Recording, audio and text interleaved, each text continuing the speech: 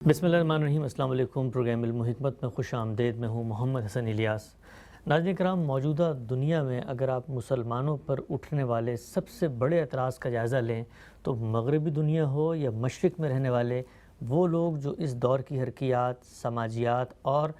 समझते हैं कि दुनिया कैसे चलती है, सबसे पहला सवाल ये उठाते हैं कि मज़हब इस्लाम जो रियासत का तसव्वुर देता है वो मौजूदा दौर के तकाज़ों से हम आहंग नहीं हैं, और जो चीज़ें आलमी सतह पर मान ली गई हैं इस्लामी हुकूमत या इस्लामी रियासत, उनके मुताबिक कायम नहीं हो सकती। दीन इस्लाम के हवाले से क्या नुक्ता नज़र है, इस्लामी हुकूमत जब कायम होती है तो वो क्या मुस्बत हिदायत हैं जो हुक्मरानों को दी गई हैं, इसको हमने बहुत तफसील से जाना था। लेकिन आज इस मौजू को हम आगे बढ़ाएंगे और ये जानने की कोशिश करेंगे कि इस्लामी हुकूमत के क़याम के बाद वो तस्वीर क्या सामने आती है हुकूमत के उन अमली इक़दामात में जो मज़हब इस्लाम की हिदायत की तकमील में सामने आती हैं। इस बहस को आगे बढ़ाएंगे। इस मुताबिक हमारे साथ तशरीफ़ फरमा है जनाब जावेद अहमद गामदी साहब। अस्सलाम वालेकुम आमिर साहब। वालेकुम अस्सलाम। हमसे बहुत शुक्रिया आपके वक्त का। इस्लाम और रियासत, एक जवाबी बयानिया आपने रियासत के हवाले से, मज़हब में जो रियासत से मुतल्लिक़ हिदायत हैं, इन पर बहुत गुफ्तगू की है। आपका एक आर्टिकल भी है, मैं उसका एक नहायत ही मुख्तसर सा हिस्सा पढ़ के पहला सवाल आपके सामने रखूँगा। आप लिखते हैं कि मुसलमानों की हुकूमत अगर किसी जगह कायम हो तो उससे बिलूम नफाज शरीयत का मुतालबा किया जाता है। ये ताबीर मुगालता अंगेज़ है, इसलिए कि इससे तासुर पैदा होता है कि इस्लाम में हुकूमत को यह हक दिया गया है कि वो शरीयत के तमाम अहकाम रियासत की ताकत से लोगों पर नाफिज कर दे। दरा हाल है कि कुरान और हदीस में यह हक किसी हुकूमत के लिए साबित नहीं है। इस्लामी शरीयत में दो तरह के अहकाम हैं, एक जो फ़र्द को बहैसियत फ़र्द दिए गए हैं और दूसरे जो मुसलमानों के माशरे को दिए गए हैं। वो अहकाम हैं क्या, एक एक करके उनको ज़ेर बहस लाएंगे। लेकिन आज के नशिस्त का पहला सवाल आपसे ये है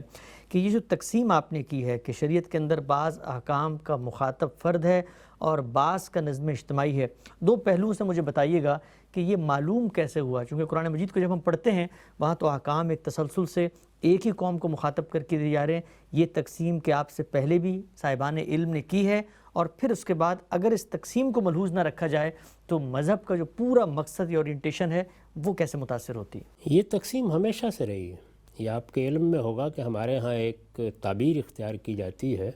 कि ये फ़लाँ फ़लाँ अहकाम है जो मौकूलन इला सुल्तान है। अच्छा, यानी ये रियासत से मुतल्लिक़ हैं या हुकूमत से मुतल्लिक़ हैं। पुराने ज़माने में रियासत और हुकूमत की तकसीम उस तरह वाज़ेह नहीं थी जिस तरह के अब हो गई है। अगरचे मैं जब रिसालत में आप सल्लल्लाहु अलैहि वसल्लम की हिदायत को देखता हूँ तो वहाँ साफ़ मालूम होता है कि दो ताबीरें अलग अलग हैं। अल जमात और सुल्तान की ताबीर रियासत के लिए है, यानी मुसलमानों का नज़्म इज्तिमाई, उसको बाज़ जगहों पर रिसालत में आप सल्लल्लाहु अलैहि वसल्लम ने और सहाबाए किराम ने अस सुल्तान से ताबीर किया है और बाज़ जगहों पर अल जमात से ताबीर किया है। इसी में हमारे ज़माने में बाज़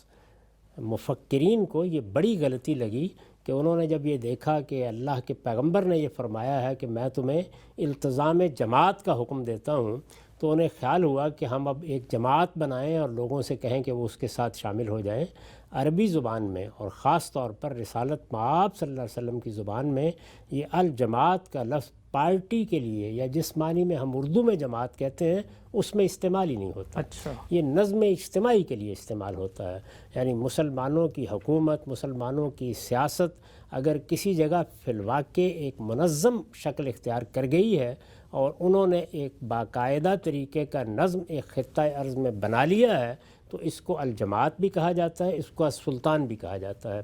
चुनांचे ये आपके इल्म में होगा कि जब मुसलमानों के यहाँ खाना जंगी हुई और सवा चार साल तक खाना जंगी की सूरत हाल रही और उसके बाद सैयदना मुआविया के मामले में एक इत्तेफाक हो गया तो उसे सहाबाए किराम की तरफ से आमुल जमा कहा गया। यानी गोया मुसलमानों का नज़्म इज्तिमाई बहाल हो गया है, मुसलमानों की रियासत का नज़्म उसी सूरत पर आ गया है जो उसके लिए इब्तिदा में इख्तियार की गई थी। तो इस रियासत के अंदर जो भी आप कायम करेंगे, वो आज के ज़माने की रियासत हो, कदीम रियासत हो, सल्तनतों की सूरत की रियासत हो, आज के ज़माने की कौमी रियासत हो, नेशन स्टेट हो, उसमें बहरहाल हुकूमत बनाएंगे लोग। तो जो हुकूमत बनाई जाती है और जो अपनी ज़िम्मेदारियों को अंजाम देती है उसके बारे में ज़ाहिर है ये सवाल पैदा होता है कि दीन में जो अहकाम दिए गए हैं उनका मुखातब कौन है। तो दीन में तमाम अहकाम जो हैं उनका मुखातब असलन फ़र्द ही,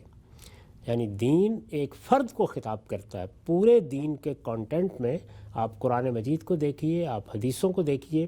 کسی جگہ پر بھی کسی حکومت یا ریاست کو خطاب نہیں کیا گیا، افراد کو خطاب کیا گیا ہے، اور ان سے یہ کہا گیا ہے کہ وہ نماز کا اہتمام کریں، وہ روزے رکھیں، ان پر روزے فرض کیے گئے ہیں، وہ حج کے لیے جائیں، وہ عمرے کے لیے جائیں، اسی طرح تطہیر بدن کے احکام دیے گئے ہیں، تطہیر خورونوش کے احکام دیے گئے ہیں۔ یہ سارا دین اصلاً فرد ہی کو مخاطب کر رہا ہے، لیکن بعض احکام یہ صاف معلوم ہو جاتا ہے ان کے اسلوب سے، ان کے سیاق سے، کہ وہاں مسلمانوں کی جماعت مخاطب ہو گئی ہے۔ جیسے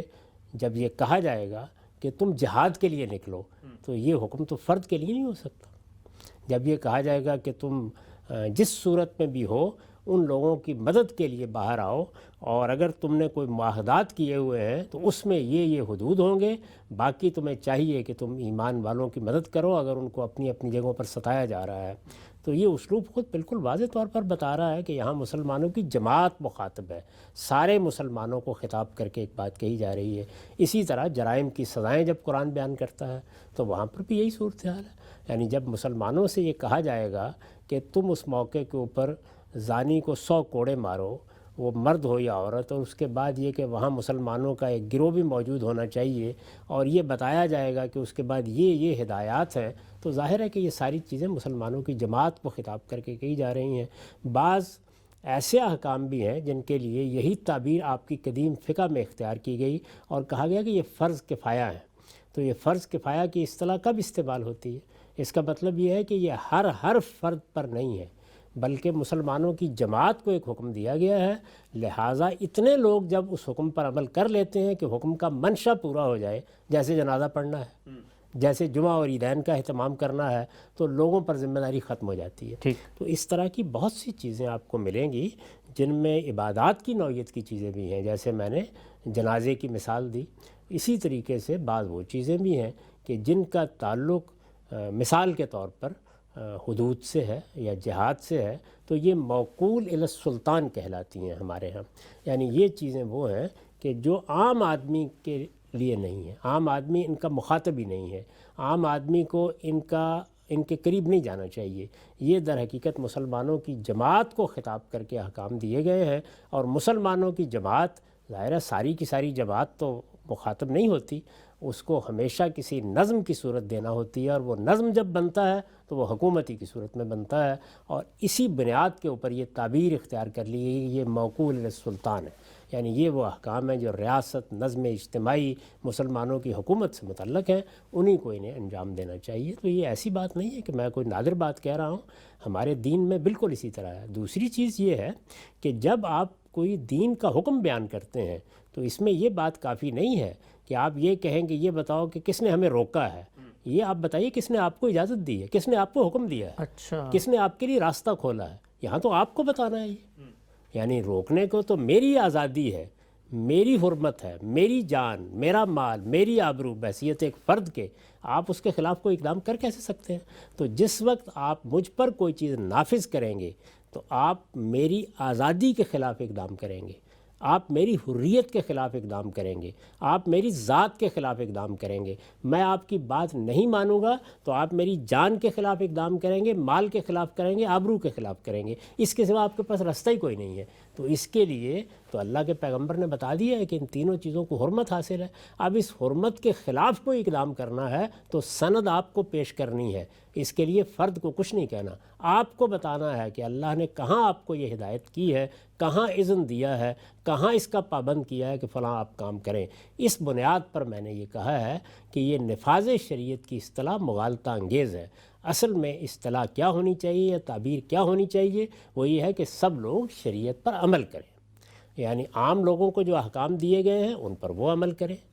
اسی طرح عام لوگوں کو ان کی مختلف حیثیتوں سے جو احکام دیے گئے ہیں، کسی کو باپ کی حیثیت سے، کسی کو بیٹے کی حیثیت سے، کسی کو شوہر کی حیثیت سے، کسی کو بیوی کی حیثیت سے، کسی کو ایک کاروبار کرنے والے کے طور پر، ان پر وہ عمل کریں گے، وہ بھی اپنے رب کے سامنے جواب دہ ہیں۔ اور وہ احکام جو مسلمانوں کے معاشرے کو دیے گئے ہیں اور اس طرح گویا بالواسطہ طور پر حکومت کو دیے گئے ہیں، ان پر حکمران عمل کریں گے۔ تو یہ تقسیم آپ سے آپ پورے دین کے اندر واقع ہو گئی ہے۔ اس لیے میرے نزدیک جب نفاذ شریعت کہا جاتا ہے تو اس سے یہ تاثر پیدا ہوتا ہے کہ اسلام میں حکمرانوں کو یہ حق دے دیا گیا ہے کہ اب وہ یہ طے کریں گے کہ دیکھیں آ کر کہ میں نے حج کر لیا یا نہیں کر لیا، یہ دیکھیں آ کر کہ میں نے روزہ رکھا ہے یا نہیں رکھا ہے، یہ دیکھیں آ کر کہ میں نے فلاں فلاں دین کے حکم پر عمل کیا یا نہیں کیا۔ یہ حق ہمارے دین میں کسی کو نہیں دیا گیا۔ انسانوں کی حریت اور آزادی اور ان کی جان اور مال اور آبرو کی حرمت کو ہمارے دین میں حفاظت حاصل ہے، اس لیے کوئی اس کے خلاف اقدام نہیں کر سکتا اور نہ ان چیزوں کو حکم دے سکتا ہے۔ ان میں فرد فیصلہ کرتا ہے۔ حکومت کو، حکمرانوں کو، ارباب حل و عقد کو ان احکام پر عمل کرنا ہے جو انہیں دیے گئے ہیں۔ تو اس وجہ سے صحیح تعبیر کیا ہوگی؟ شریعت پر عمل کرنا، نہ کہ شریعت نافذ کرنا۔ ٹھیک، اچھا ہم سے یہ نقطہ آپ نے واضح کیا، اس میں ایک ضمنی پہلو میں چاہوں گا آپ سے اس پر بھی کچھ توضیح مزید کا تقاضا کروں۔ عام طور پر یہ کہا جاتا ہے کہ یہ چلیں ہم مان لیتے ہیں کہ دو حکام ہیں، ان کے جو مخاطبین ہیں وہ الگ الگ ہیں، ان کی ذمہ داری تھی، لیکن اگر کوئی ذمہ داری پوری نہیں کر رہا اور کسی شخص نے اٹھ کر اگرچہ وہ حکم کا مخاطب نہیں تھا اس پر عمل کر دیا ہے تو حکم تو بارکیف شریعت کی قدر۔ میں ایک مثال آپ کے سامنے رکھتا ہوں، مثلا ایک شخص مباح الدم ہو گیا، اس کا خون ہدر ہے، وہ اس قابل ہے کہ اب اس پہ سزا کا نفاذ ہو، حکمرانوں کی ذمہ داری تھی، انہوں نے نہیں کی، لیکن کوئی شخص اٹھ کے وہ فریضہ انجام دے دیتا ہے تو بہرکیف عمل درآمد تو شریعت ہی کی منشا پر ہوا، ہو کسی دوسری شخص یہ شریعت کا منشا ہی نہیں تھا۔ شریعت نے اس معاملے کو فرد سے متعلق ہی نہیں کیا تھا۔ اس نے جب قانون کو اپنے ہاتھ میں لیا ہے تو اس نے خود شریعت کے حدود سے تجاوز کیا ہے۔ کوئی آدمی شریعت پر جب عمل کرے گا تو شریعت سے اذن لے گا، تو شریعت نے یہ اذن کہ فلاں حد ہے، فلاں سزا ہے، اس کے نفاذ کا اذن سوسائٹی کو دیا ہے، معاشرے کو دیا ہے، نظم حکومت کو دیا ہے۔ جب ہم کہتے ہیں معاشرے کو دیا ہے، جب ہم کہتے ہیں جماعت کو دیا ہے، تو اس کا مطلب ہے کہ مسلمانوں کی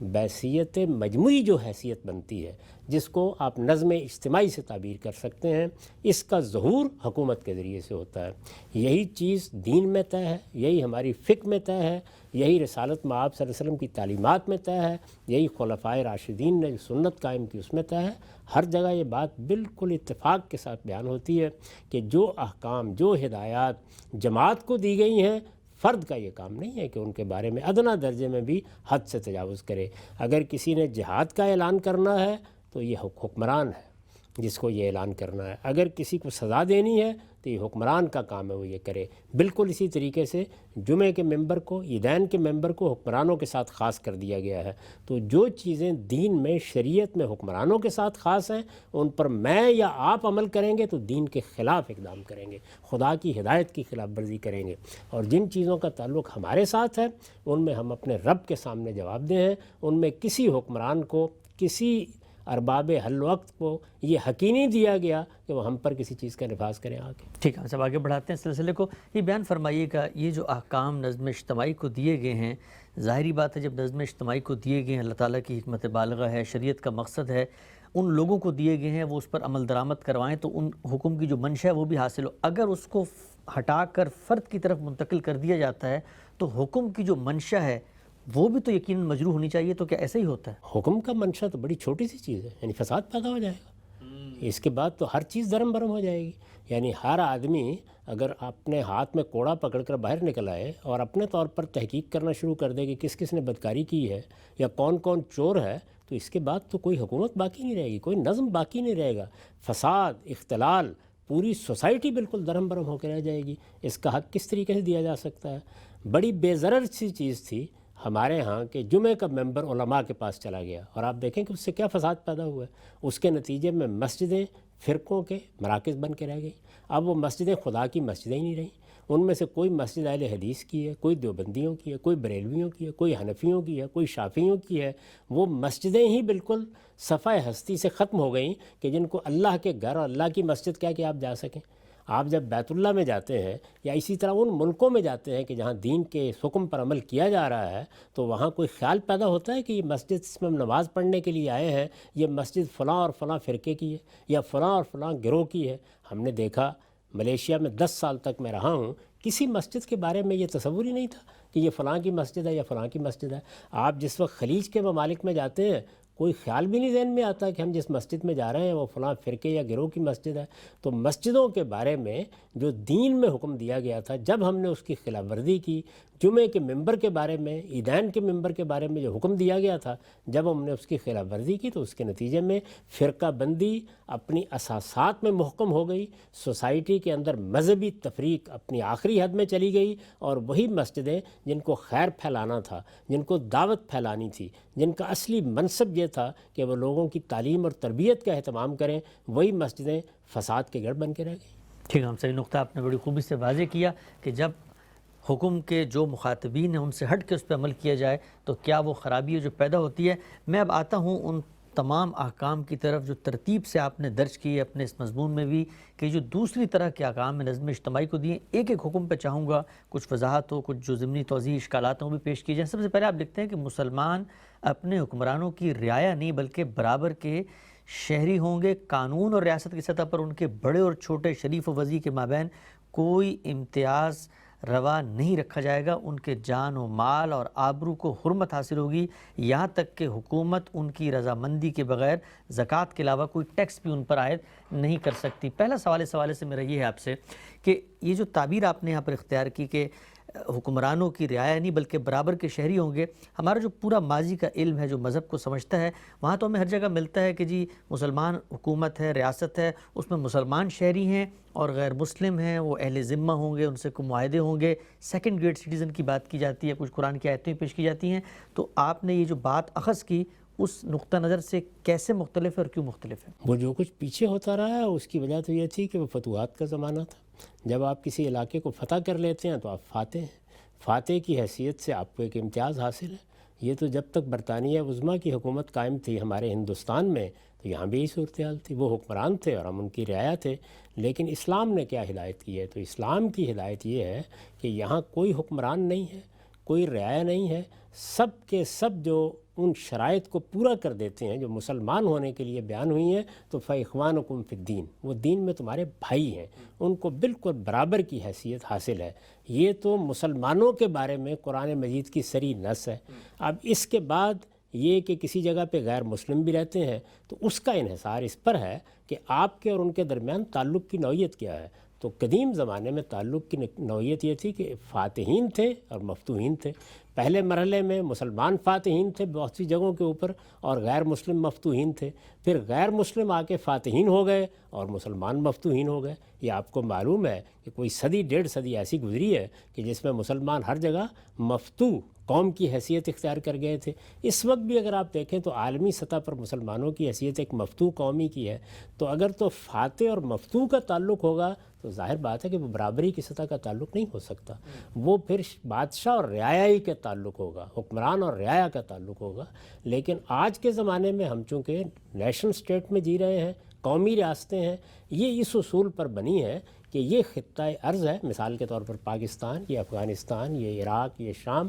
یہ خطہ ارض ہے جس میں جو لوگ بھی رہتے ہیں وہ برابر کے شہری ہیں، اور برابر کے شہریوں کی حیثیت سے خواہ وہ کسی مذہب سے تعلق رکھتے ہیں، کسی نسل سے تعلق رکھتے ہیں، ان کا رنگ مختلف ہے، وہ بہرحال انسان کی حیثیت سے اور شہری کی حیثیت سے برابر ہیں اور ان کو یہی حیثیت دی جائے گی۔ تو موجودہ زمانے میں جب قومی ریاست بن گئی تو ظاہر ہے کہ پھر وہ چیز لوٹ آئی کہ جس میں اب کوئی تفریق مذہب، رنگ، نسل کی بنیاد پر نہیں کی جا سکتی۔ آج آپ فتوحات کے دور کو واپس لے آئیں تو پھر وہی صورتحال پیدا ہو جائے گی جو قدیم زمانے میں تھی۔ تو فتوحات کے زمانے میں تو فاتح اور مفتوح کا تعلق ہوتا ہے، لیکن نیشن سٹیٹ اس اصول پر نہیں بنائی جاتی۔ اچھا، ہم سے جب آپ بیان کرتے ہیں کہ اسلام کا اصول تو امرهم شورى بینہم ہے اور اسی کی بنیاد پر حکومت وجود پذیر ہوگی، ہم نے تفصیل سے اس پہ بات بھی کی تھی، تو پھر اب یہاں پر یہ شرط لگا کر بات بیان کرنے کی کیا ضرورت ہے کہ مسلمان اپنے حکمرانوں کی رعایا نہیں ہے؟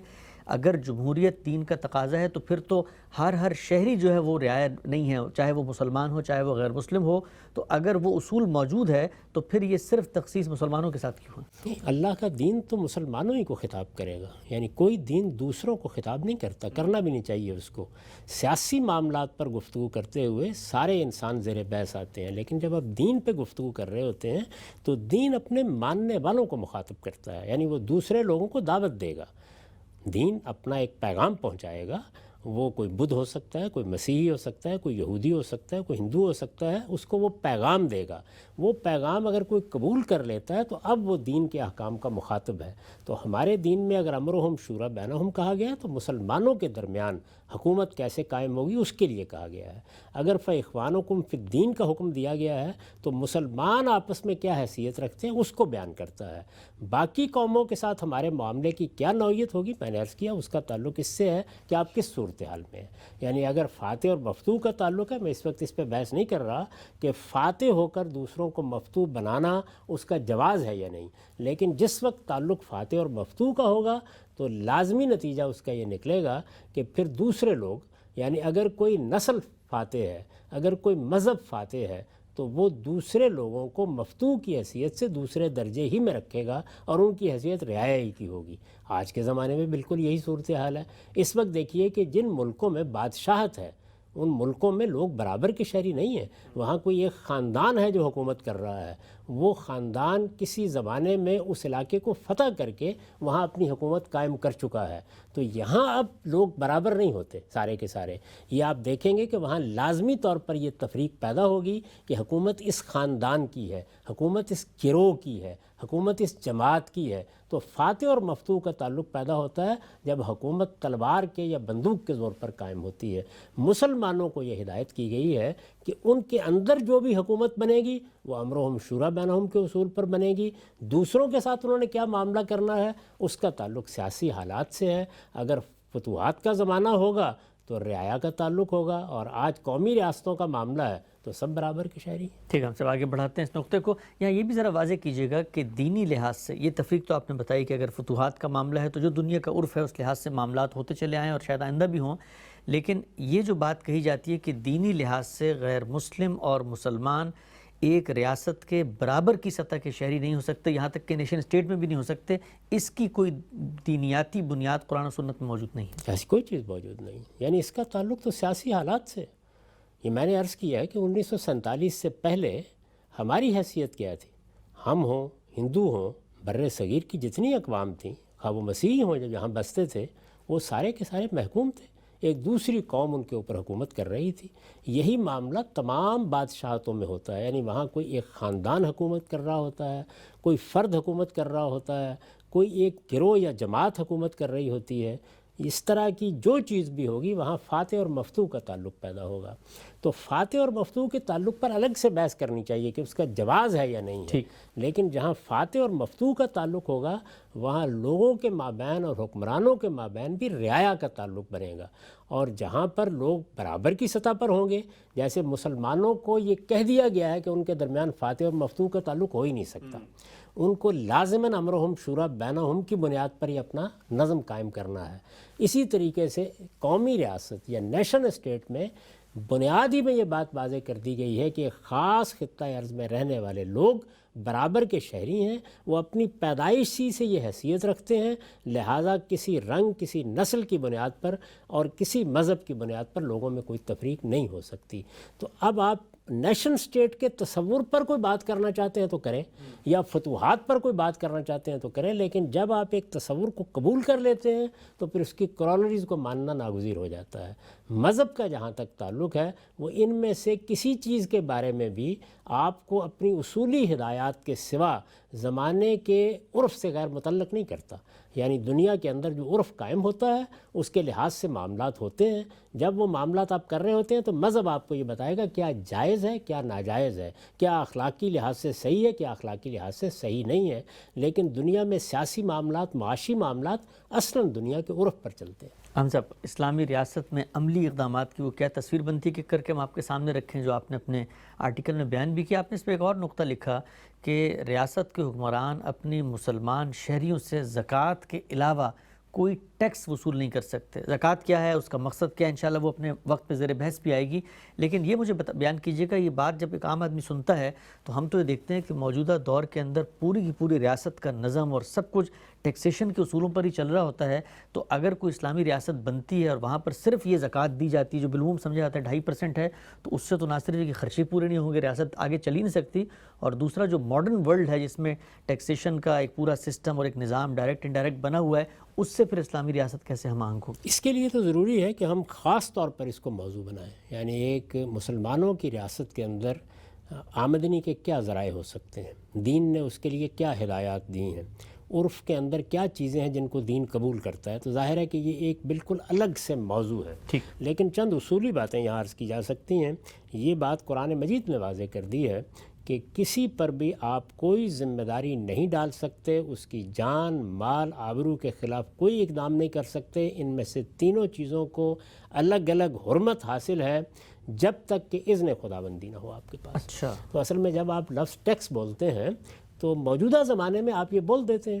کیونکہ لوگوں کو یہ حق دے دیا گیا ہے، وہ اطمینان سے اس کو استعمال کرتے ہیں. لیکن ہمارے دین میں اس کے لیے آپ کو بنیاد بتانی پڑے گی، اس لیے کہ وہ میرا مال ہے جو آپ میرے پاس لینے کے لیے آئے ہیں. میری جان اگر آپ مانگیں گے تو آپ بتائیے کہ کس اصول پر مانگیں گے. میرا مال اگر مانگیں گے تو پھر بتائیے کہ کس اصول پر مانگیں گے. اگر تو آپ مجھ سے یہ کہہ رہے ہیں کہ تم رضاکارانہ طور پر دے دو تو یہاں کسی کی اجازت کی ضرورت نہیں ہے. یعنی آپ نے مجھ سے کہا کہ آپ فلاں چیز میں کنٹریبیوٹ کر دیں، جس طریقے سے ہم بہت سے کاموں میں ڈونیٹ کرتے ہیں یا اعانت دیتے ہیں یا لوگوں کی مدد کرتے ہیں، یا اسی طرح چیریٹی کا لفظ جب آپ استعمال کرتے ہیں، صدقات، خیرات، یہ جتنی چیزیں ہیں ان میں کوئی مسئلہ پیدا نہیں ہوتا. جب آپ کہتے ہیں کہ فلاں اور فلاں کو، وہ کوئی حکمران ہے، وہ ارباب حل و عقد ہیں، وہ کوئی نظم اجتماعی ہے، یہ حق حاصل ہے کہ وہ اس مقدار میں آپ کا مال بالجبر آپ سے لے لے، تو ٹیکس کا لفظ اس کے لیے بولا جاتا ہے. اس کا حق آپ کو کس نے دیا ہے؟ یعنی یہ حق تو کسی شکل میں بھی آپ کو نہیں مل سکتا. اس لیے کہ پھر وہی بات کہ کسی بھی حکومت کے لیے جو حقوق بھی ہوں گے یا علم و عقل کے مسلمات میں اس کی دلیل ہوگی اور یا اللہ کا اذن ہوگا. تو اللہ تعالیٰ نے یہ فرما دیا کہ میں نے حکومت کا حق طے کر دیا ہے، اور وہ حکومت کا حق کیا ہے؟ وہ وہی ہے جس کو آپ زکوٰۃ کہتے ہیں. اور یہ زکوٰۃ کے بارے میں بالکل غلط تصور ہے کہ وہ 2.5% ہے. زکوٰۃ مال میں اور بچتوں میں 2.5% ہے. زکوٰۃ بہت سے معاملات میں 5% ہے، 10% ہے، 20% ہے. یہ جس کو آپ عشر کہتے ہیں، خمس کہتے ہیں، یہ سب زکوٰۃ ہی کی مختلف صورتیں ہیں. عربی زبان میں وہ 1/3 یا 10 یا اسی طریقے سے 5واں حصہ، اس کے لیے جو الفاظ ہیں وہ استعمال کر لیے گئے ہیں. یہ سب کی سب زکوٰۃ کی قسمیں ہیں. ان کی تفصیل کے لیے الگ سے ایک نشست چاہیے جس میں یہ بتایا جائے کہ یہ بات ہی درست نہیں ہے جس طرح کے لوگوں نے اس کو سمجھا ہے اور جس طرح سے عام طور پر ہمارے یہاں اس کو پیش کیا جاتا ہے. اس سے جو کچھ آپ کو حاصل ہوتا ہے اس کا آج تصور نہیں کیا جا سکتا. کتنے وسیع پیمانے پر یہ چیز پھیل جاتی ہے. اور پھر یہ کہ یہ نہیں کہ 22 کروڑ کی آبادی میں 10 لاکھ 15 لاکھ لوگ دے رہے ہوں، یہ نیچے تک جاتی ہے اور کروڑوں لوگ اس کو ادا کرنے کے لیے تیار ہوتے ہیں. اس کے پیچھے اللہ کا حکم ہوتا ہے. یہ اس روح کے ساتھ ادا کی جاتی ہے کہ یہ در حقیقت ہم اپنے پروردگار کی عبادت کر رہے ہیں ادا کر کے. یہ اس کا اذن اور اس کا حکم ہے کہ ہمیں یہ کہا گیا ہے کہ تم اپنی حکومت یا اپنے نظم اجتماعی کو اس کو پیش کر دو. اس سے معیشت کو جو استحکام حاصل ہوتا ہے اس کا آپ تصور ہی نہیں کر سکتے. یعنی لوگوں کو آخری درجے میں یہ اعتماد ہو گیا کہ ہمارے اور حکومتوں کے درمیان ایک ہی مرتبہ یہ بات طے ہو گئی کہ وہ ہمارے اموال میں کیا حق رکھتے ہیں. تو یہ تو اللہ تعالیٰ کی بہت بڑی نعمت ہے کہ اس نے اس کو خود مقرر کر دیا ہے، کیونکہ حکومتوں کا استبداد اور حکومتوں کا جبر اپنی ایک تاریخ رکھتا ہے، اور اس میں آج بھی وہ جبر باقی ہے جو ٹیکسیشن کی صورت میں ہے. اللہ تعالیٰ نے اس کو محدود کر کے، متعین کر کے، اپنے فیصلے پر منحصر کر کے معیشت کو بھی نجات دلا دی ہے کہ حکومتیں اس میں بے جا مداخلت کر کے اس کو دائیں بائیں کرتی رہیں، اور انسانوں کو بھی آخری درجے میں حریت کا پروانہ ہاتھ میں پکڑا دیا ہے. ابھی لوگوں کو یہ اندازہ نہیں ہے کہ اس میں اللہ کی کیا نعمتیں پوشیدہ ہیں. انہوں نے اس پر کبھی غور ہی نہیں کیا، اور ہمارے علماء نے اس کو جو صورت دے دی ہے ایک چیریٹی کی، اس کی وجہ سے لوگ اس پر غور ہی نہیں کرتے. انہیں یہ معلوم ہی نہیں ہے کہ اسلام میں اور خلفائے راشدین کی روایت کے مطابق اور رسالت مآب صلی اللہ علیہ وسلم کی ہدایات میں مسلمانوں کی حکومت کے لیے جہاں وہ حکومت کر رہے ہو، کیا طریقے اللہ تعالیٰ نے خود تجویز فرمائے ہیں جن پر اس حکومت کا نظم مالی لحاظ سے قائم کیا جائے گا. اگر آپ اس کا مطالعہ کریں گے تو آپ پر یہ انکشاف ہوگا کہ اللہ تعالیٰ نے جو انسان کے اوپر بہت بڑی عنایتیں کی ہیں، ان میں ایک عنایت یہ بھی ہے کہ حکومتوں کے استبداد سے اور ٹیکسیشن کے ذریعے سے مختلف معاملات میں مداخلت سے اور معیشت کو درہم برہم کرنے سے ہمیشہ ہمیشہ کے لیے نجات دلا دی. ہم سب یہ نقطہ جس خوبی سے آپ نے واضح کیا، اس کو ہم انشاءاللہ تفصیلاً قانون عبادات میں جب زکوٰۃ زیر بحث آئے گی تب بھی جانیں گے کہ اسلامی ریاست کی ذرائع آمدن کیا کیا دینی لحاظ سے ہو سکتے ہیں۔ ایک پہلو ضمنی میرے ذہن میں یہ آ رہا تھا، میں نے کہا آپ کے سامنے رکھا جائے کہ اگر حکمران مسلمان ہیں، ان کو دین نے یہ ہدایت دی ہے کہ آپ نے زکوٰۃ کے علاوہ لوگوں کے مال میں کوئی تعدی، کوئی تصرف، کچھ جبر نہیں کرنا، لیکن اگر وہ کرتے ہیں اس طرح سے تو کیا حکمران دینی اور شرعی لحاظ سے کسی احکام الہی کی خلاف ورزی کے مرتکب ہوں گے؟ اور اس صورت میں جو مسلمان ہیں ان کی پھر کیا ذمہ داری ہوتی ہے؟ مسلمانوں کو پہلے کا شعور ہونا چاہیے۔ دیکھیے، جب کوئی آدمی جانتے بوجھتے کسی حکم کی خلاف ورزی کرتا ہے، آپ وعید تو اسی وقت اسے سنائیں گے نا۔ تو اس وقت لوگوں کو جو تصویر دکھائی گئی ہے، حکمرانوں کو جو کچھ بتایا گیا ہے، یعنی ہمارے ہاں اسلام، اسلامی نظام، شریعت، اس پہ بہت گفتگو ہوتی ہے، لیکن آپ دیکھیے کہ جو امتیازی خصوصیات ہیں اس کو مذہبی طبقہ بھی زیر بحث نہیں لاتا۔ ہمارے ملک میں کبھی یہ گفتگو علماء کی طرف سے نہیں ہوتی، مذہبی جماعتوں کی طرف سے نہیں ہوتی کہ یہ جمعہ کا ممبر تو حکمرانوں کے لیے ہے، اس جمعے کے ممبر پر تو خلفائے راشدین کے زمانے میں کوئی دوسرا آدمی کھڑے ہونے کی جسارت بھی نہیں کر سکتا تھا۔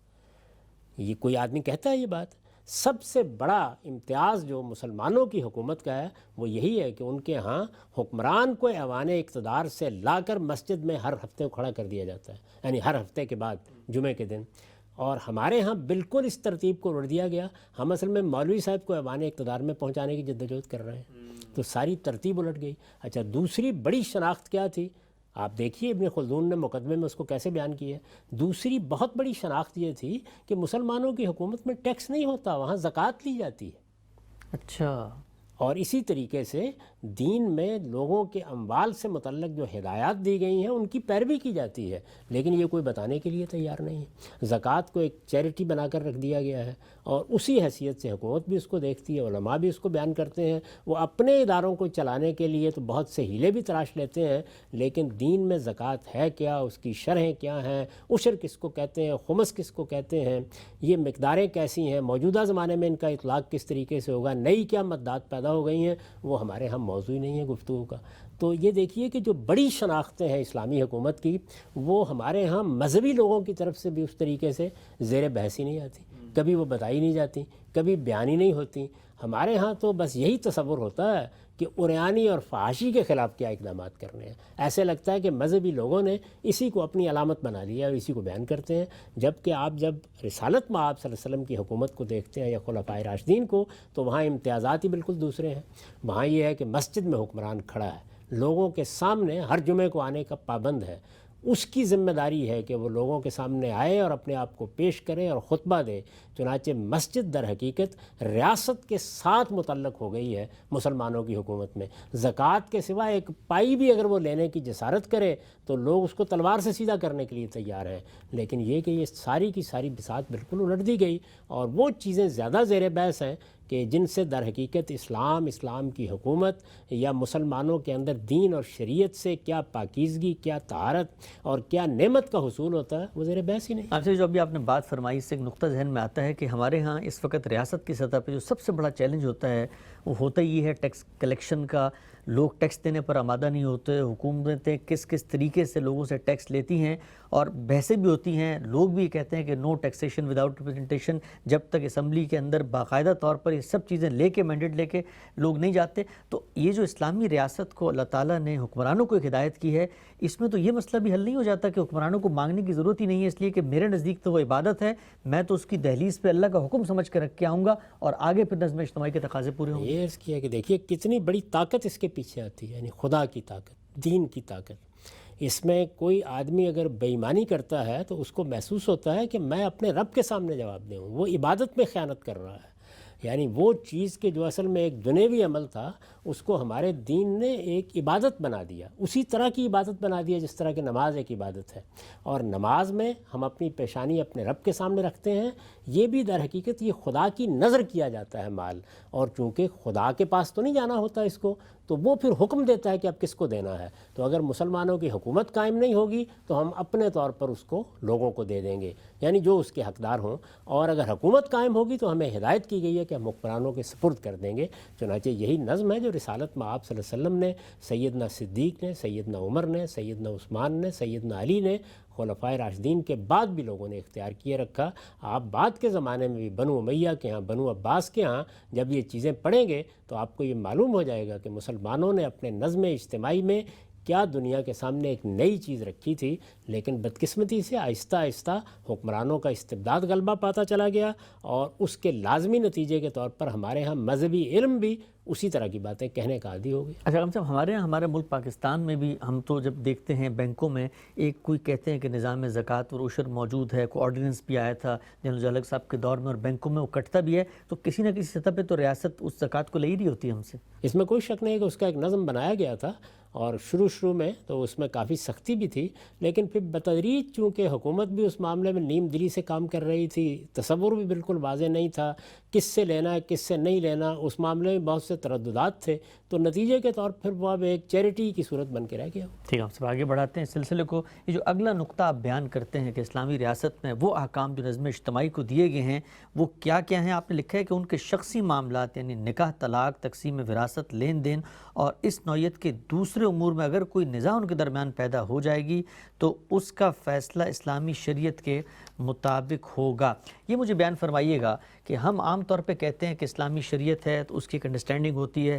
4 نمایاں ہمارے نزدیک مکاتب فکر موجود ہیں، وراثت کی تقسیم کے مسائل میں بھی اختلاف نظر آتا ہے، عام طور پہ نکاح و طلاق کے مابین تو بہت بڑا اختلاف ہوتا ہے۔ تو جب یہ کہا گیا ہے اسلامی حکومت کو، تو اب اس کا مطلب یہ ہے کہ پھر شریعت جو ہے وہ ملک کا پینل کوڈ بن جائے گا، وہ لا بن جائے گا، اس کے لحاظ سے فیصلے ہوں گے؟ نہیں، یہ تو شخصی معاملات ہیں۔ شخصی معاملات میں تو ہر آدمی اپنے نقطہ نظر کے مطابق نکاح کرے گا، اپنے نقطہ نظر کے مطابق طلاق دے گا۔ ان چیزوں میں آپ کچھ مدد کر سکتے ہیں لوگوں کی، یا ان کو کسی قاعدے میں لا سکتے ہیں، جس طرح کہ ہمارے ہاں یہ کیا گیا کہ نکاح کے لیے ایک فارم بنا دیا گیا، نکاح نامہ بنا دیا گیا، آپ طلاق کے لیے بھی کر سکتے ہیں، لیکن اصلاً یہ شخصی معاملات ہیں، ان میں کوئی حق نہیں ہے کسی حکومت کو مداخلت کرے۔ یعنی میراث کے معاملات میں، آپ کی جائیداد کے معاملات میں، اس کی تقسیم کے معاملات میں، آپ کی تعلیم کے معاملات میں، آپ نے جو اللہ تعالیٰ نے دوسری نعمتیں پیدا کی ہیں ان سے کہاں تک استفادہ کرنا ہے، کہاں تک نہیں کرنا، اسی طرح تفریح کرنی ہے، کس طرح کرنی ہے، کس طرح نہیں کرنی، ان تمام معاملات میں جو شخصی چیزیں ہیں جن میں آپ کسی دوسرے کے ساتھ کوئی معاملہ نہیں کر رہے ہوتے، وہاں پر آپ کو حق حاصل ہے کہ آپ اپنی رائے پر عمل کریں، آپ کا کوئی نقطہ نظر ہے اس کے مطابق آپ نکاح کریں، اس کے مطابق آپ طلاق دیں، اس کے مطابق آپ میراث تقسیم کریں، اس کے مطابق آپ موسیقی سننا چاہتے ہیں سنیں، آپ تصویر بنانا چاہتے ہیں بنائیں، آپ تعلیم پانا چاہتے ہیں پائیں، آپ لباس کا انتخاب کرنا چاہتے ہیں کریں۔ اس میں اگر اللہ تعالیٰ کی کوئی ہدایت ہے تو وہ ہدایت اصل میں تعلیم کا موضوع ہے، وہ تلقین کا موضوع ہے، ممبر پر تلقین کی جائے گی، علماء بھی تلقین کریں گے، جو لوگ صاحب علم ہیں وہ لوگوں کو بتائیں گے، سمجھائیں گے، پڑھائیں گے، تربیت بھی دیں گے، یہ سارے کام ہوں گے، لیکن اس معاملے میں لوگوں کی رائے جو کچھ بھی ہوگی وہ اس میں آزاد ہیں کہ وہ عمل کریں۔ اب اگر کوئی معاملہ ان میں سے 2 لوگوں کے درمیان ہو رہا ہے اور کوئی نزاع پیدا ہو گیا ہے، تو نزاع پیدا ہونے کے بعد ان میں سے کوئی اپنا مقدمہ لے کے حکومت کے پاس آئے گا، جیسے طلاق کے معاملے میں ہو گیا، نکاح کے معاملے میں ہو گیا، حقوق کے معاملے میں ہو گیا، بچے کی حضانت کے معاملے میں ہو گیا، مقدمہ لے کے آئے گا۔ یعنی حکومت اس میں اپنے طور پر مداخلت کا حق نہیں رکھتی، وہ مقدمہ لے کے آئے گا تو اب فیصلہ کرنا ہے، یعنی گویا ایک نزاع ہے جس کا فیصلہ کرنا ہے، تو نزاع کے فیصلے کا حق ظاہر بات ہے کہ حکومتی کے پاس، اس لیے کہ جب نزاع ہوا تو نزاع کی بنیاد کیا ہوگی؟ کسی کی حق تلفی ہو گئی،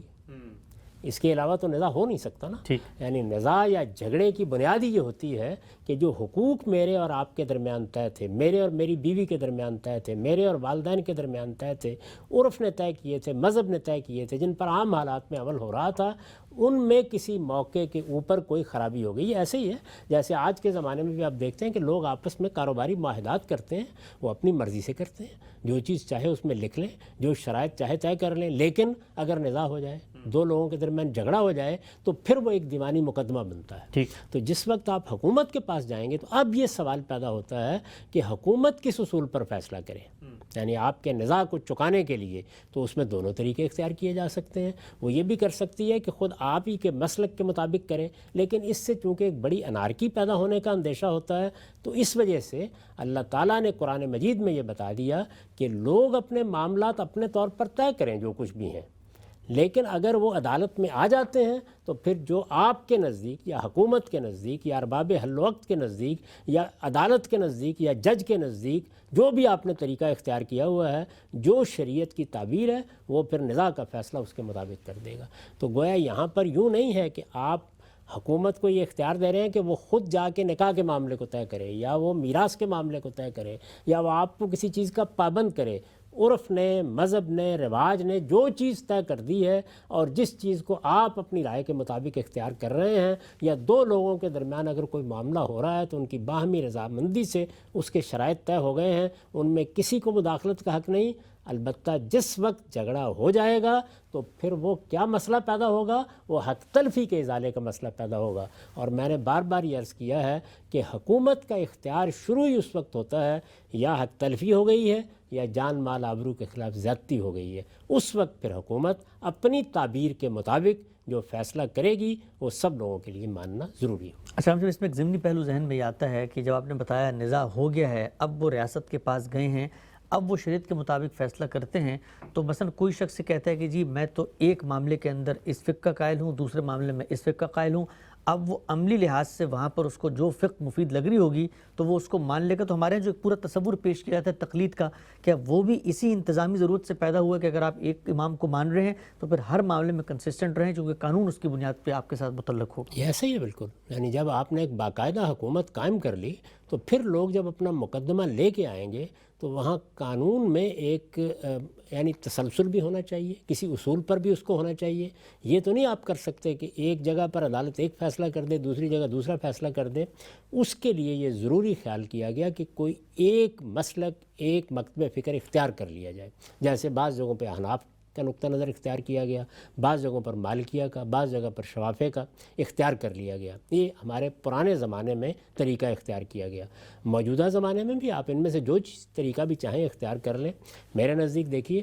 آپ نے دیکھا ہوگا کہ افغانستان میں جو دستور بنایا گیا تو اس میں یہ طے کر لیا گیا کہ جن جن معاملات میں بھی قانون میں کوئی چیز واضح نہیں ہے، لکھی ہوئی موجود نہیں ہے، یعنی قانون میں اوپر سے کوئی قانون نہیں بنایا گیا یا کوئی ضابطہ نیا نہیں بنایا گیا یا کسی چیز کی تعبیر قانون نے نہیں کر دی، وہاں پر فقہ حنفی کے مطابق عمل کیا جائے گا۔ تو یہ تو ایک عملی ضرورت ہے، ایسے ہی ہوگا، اسی طریقے سے ہوتا ہے۔ ہمارے ہاں بھی یہی طریقہ زیادہ اچھا تھا، یہاں ترتیب بالکل الٹ دی گئی۔ یعنی یہاں کیا کیا گیا کہ پہلے ہم نے اوپر سے یہ بات کی کہ قرآن و سنت کے خلاف کوئی قانون نہیں بنے گا۔ اب یہ تو ہوا نا مستقبل کے بارے میں کہ نہیں بنے گا، سوال یہ اس وقت جو بنے ہوئے ہیں ان کا کیا کیا جائے۔ تو اس کے لیے ہم نے یہ کہا کہ اسلامی نظریاتی کونسل ہم نے بنا دی ہے، وہ ان قوانین پر نظر ثانی کرتی رہے گی۔ اب جب اس کی بھی سفارشات کبھی زیر بحث ہی نہیں آئیں، کبھی ان کو پارلیمنٹ موضوع بنانے کے لیے تیار نہیں ہوئی، تو پھر ہم نے کیا کیا، پھر ہم نے ایک وفاقی شرعی عدالت بنا دی۔ تو اس طریقے سے ہم نے اوپر سے معاملے کو لیا، جبکہ اس میں بھی صحیح طریقہ یہی تھا کہ جب تک پارلیمنٹ کسی معاملے میں قانون سازی نہیں کرتی،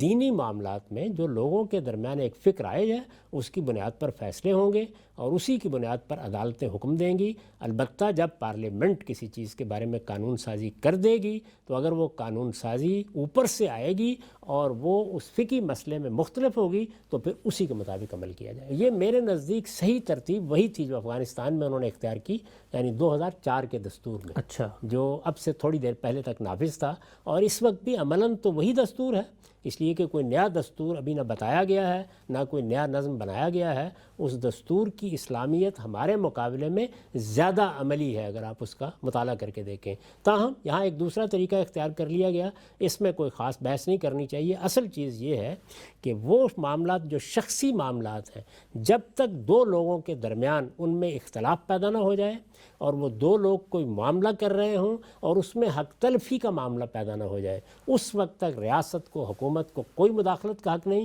جب وہ کسی حق تلفی کے ازالے کے لیے آئیں گے، آپ کی عدالت سے رجوع کریں گے یا کوئی ایک فریق آ کے اپنا مقدمہ پیش کرے گا، اب آپ نے فیصلہ کرنا ہے۔ وہ فیصلہ پھر آپ اس رائے کے مطابق کریں گے جس کو ریاست کی سطح پر قانون مان لیا گیا ہے، خواہ وہ پارلیمنٹ کا بنایا ہوا ہے، خواہ وہ کسی آرڈیننس سے آیا ہے، یا وہ فقہ حنفی کو ایک عمومی قانون یا فقہ شافعی کو ایک عمومی قانون کے طور پر اختیار کر لیا گیا ہے۔ اس میں پھر یہی طریقہ صحیح ہوگا، ورنہ انارکی پیدا ہو جائے۔ آخری سوال غام صاحب، ضمنی سے سوال اس پوری بات کے اوپر کہ جس وقت اللہ تعالیٰ نے یہ طے کر دیا کہ حکمرانوں کے پاس اگر کوئی مذہبی معاملات میں نزاع کے بعد کوئی چیز کیس آتا ہے تو اب انہوں نے شریعت کے مطابق فیصلہ کرنا ہے، تو پھر اس ہدایت کے بعد اس بات کی گنجائش کیسے باقی رہ جاتی ہے کہ کوئی اور پیرلل ملکی قانون بھی اس معاملے میں بنا؟ مثال دیتا ہوں میں آپ کو کہ اگر وراثت کے اندر کوئی نزاع ہو گیا ہے میرے اور کسی میرے مسلمان بھائی کے درمیان، تو اب مسلمانوں کی ریاست میں تو جو کچھ دینی روایت جس بھی فقہ کی ہے